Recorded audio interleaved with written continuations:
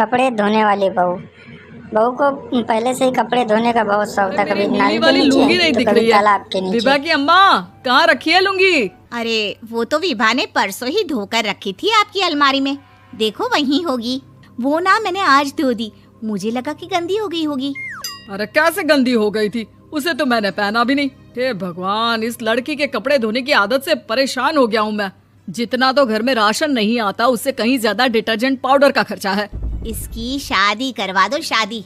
जाए अपने घर में ही करे काम, फिर चाहे घर के कपड़े धोने हो या पूरे गांव के।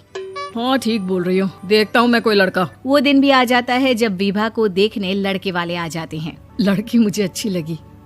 होने वाली सास कहती है, बेटी अगर कुछ पूछना है तो पूछ लो। वैसे तो हमारी लड़की बहुत ही शर्मीली है, जो बोल दो वो मान लेती है, इसे क्या पूछना होगा। अरे कैसी बात कर रही हो माँ, मुझे इन लोगों के घर रहना है, सवाल तो कई है। हाँ हाँ बेटा पूछ लो ना, क्या पूछना है।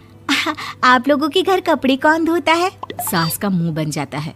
देखो अगर तुम ये कहना चाहती हो कि तुम्हें कपड़े धोने नहीं आते तो सुन लो, कपड़े मैं ही धोती हूँ, लेकिन तुम्हारे आ जाने के बाद मैं रुमाल तक नहीं धोऊंगी। अरे चुप रहना भाग्यवान, बहू बेचारी घर आई नहीं, उसे डराना शुरू कर दिया।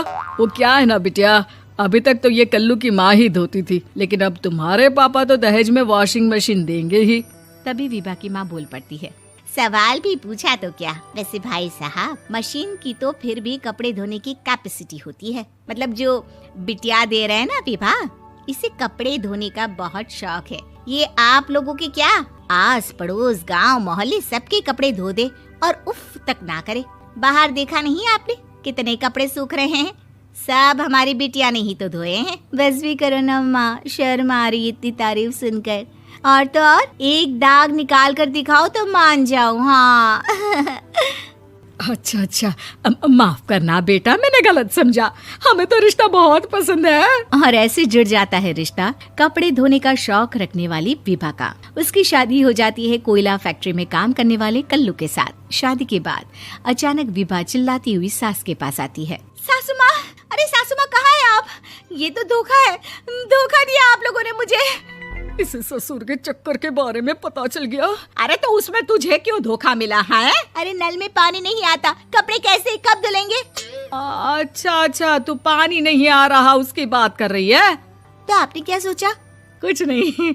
अच्छा तेरी माँ ने कहा था कि कपड़े धोने का शौक है तुझे, याद आया मुझे।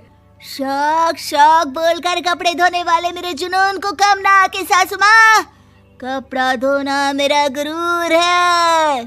तभी पति भी वहाँ आ जाता है। अभी मैंने इसे सनी देओल की फिल्म दिखाई है, उसी के डायलॉग मार रही है माँ। अच्छा सुन, साफ साफ बता रही हूँ, पानी सुबह 4 से 6 और शाम को 10 से 12 आता है, समझी? विभा टाइमिंग सुनकर हैरान हो जाती है। ये क्या भूतों का मोहल्ला है? सुबह 4 बजे उठकर कौन कपड़े धोता है? 4 बजे टंकी में पानी जाता है, फिर सारा दिन धोना ना, किसने मना किया?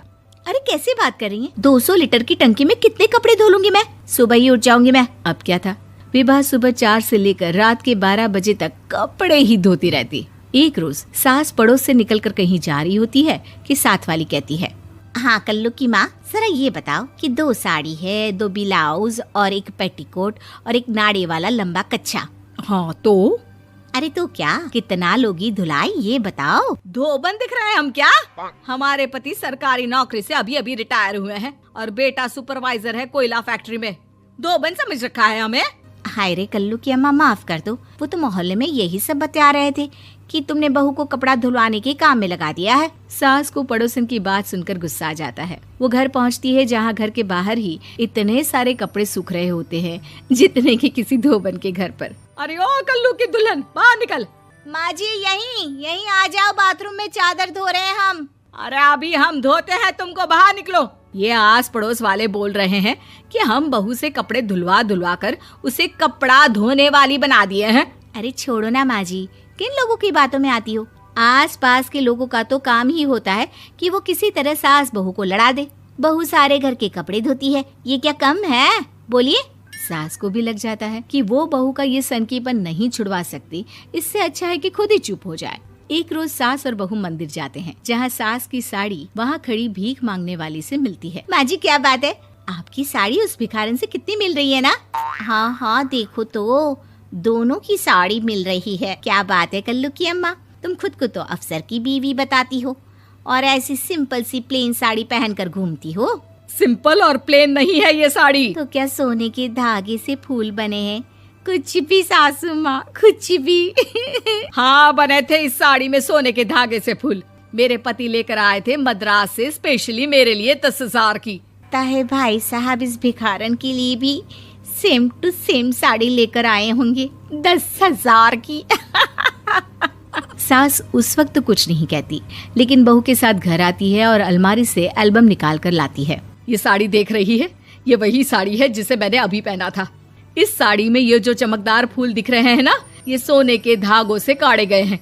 लेकिन तू लोकल वॉशिंग मशीन ब्रश से घिस घिस कर सारे फूलों को निकाल कर साड़ी प्लेन कर दी। मुझे माफ कर दीजिए सासू माँ। और तो और, जब मैंने तुझे तेरी गलती के लिए कुछ नहीं कहा, लेकिन तूने तो सबके सामने मेरा मजाक ही बना दिया। क्यों? अब बहू को समझ में आ